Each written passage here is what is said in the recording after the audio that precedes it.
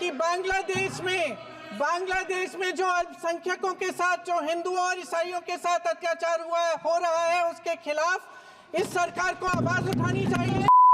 दोस्तों, जब शेख हसीना की जान खतरे में थी तो प्रधानमंत्री नरेंद्र मोदी ने तुरंत उन्हें भारत बुलाकर बिठा लिया। लेकिन आज जब बांग्लादेश के हिंदुओं की जान खतरे में है, तब क्यों चुप है मोदी जी? पीएम मोदी को तो बड़ा हिंदुओं का नेता माना जाता है, फिर अब बांग्लादेश के लिए पीएम मोदी ने कोई आवाज क्यों नहीं उठाई अब तक? एक पड़ोसी के तौर पर बांग्लादेश के लोगों के लिए वहां की सरकार से बात क्यों नहीं करते प्रधानमंत्री नरेंद्र मोदी? ये तमाम सवाल कांग्रेस नेता प्रियंका गांधी ने भरी संसद में पूछ लिए हैं। सलाम नमस्ते, मेरा नाम फरीन अंसारी है और ये खबर आप मेरे official channel Fareen Ansari official पर देख रहे हैं। दोस्तों, 18 दिसंबर 2025 की रात मयमनसिंह जिले के भालुका इलाके में कट्टरपंथी भीड़ ने ईश निंदा का आरोप लगाकर दीपू को बेरहमी से पीटा और फिर उसके शव को आग के हवाले कर दिया। दीपू एक कपड़ा फैक्ट्री में काम करता था। उस पर बिना किसी ठोस सबूत के धार्मिक भावना आहत करने का आरोप लगाया गया। द डेली स्टोरी की रिपोर्ट के मुताबिक मयमनसिंह इंडस्ट्रियल जिले के पुलिस अधीक्षक मोहम्मद फरहान हुसैन खान के अनुसार उन्हें घटना की जानकारी रात करीब 8 बजे मिली। जब पुलिस टीम मौके की ओर रवाना हुई तब तक हालात बेहद बिगड़ चुके थे। सड़क पर सैकड़ों लोग जमा थे और भीड़ इतनी उग्र थी कि घटना स्थल तक पहुंचना लगभग नामुमकिन हो गया। पुलिस का कहना है कि अगर समय रहते सूचना मिल जाती तो शायद युवक की जान बचाई जा सकती थी। दोस्तों, ये घटना वैसी ही है जैसे कुछ दिन पहले बिहार के नालंदा में हुई थी, जब मुस्लिम युवक की पीट पीट कर इसी तरीके से हत्या कर दी गई थी। भीड़ के द्वारा अथर को घेर लिया गया था, उसे लूटा गया, बेरहमी से पीटा गया और आरोप ये लगा कि भीड़ ने युवक के कान काट लिए और हाथ तक तोड़ दिए, जिससे वो गंभीर रूप से घायल हो गया और बाद में हॉस्पिटल में उसकी मौत हो गई। दोस्तों, बिहार के नालंदा की इस घटना पर गोदी मीडिया में सन्नाटा था, लेकिन आज कम से कम बांग्लादेश के हिंदुओं के लिए तो गोदी मीडिया आवाज उठा ही रहा है।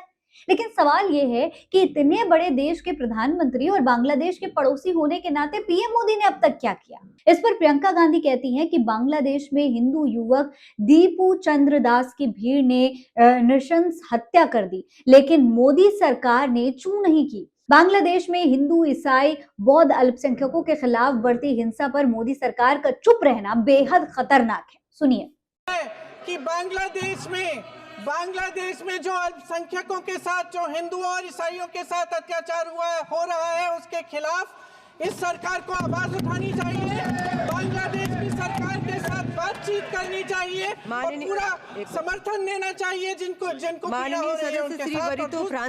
सिर्फ इतना ही नहीं, प्रियंका गांधी ने यह भी कहा कि हम लगातार इस मामले पर आवाज उठा रहे हैं, लेकिन मोदी जी की तरफ से इस मामले पर सुई पटक सन्नाटा है।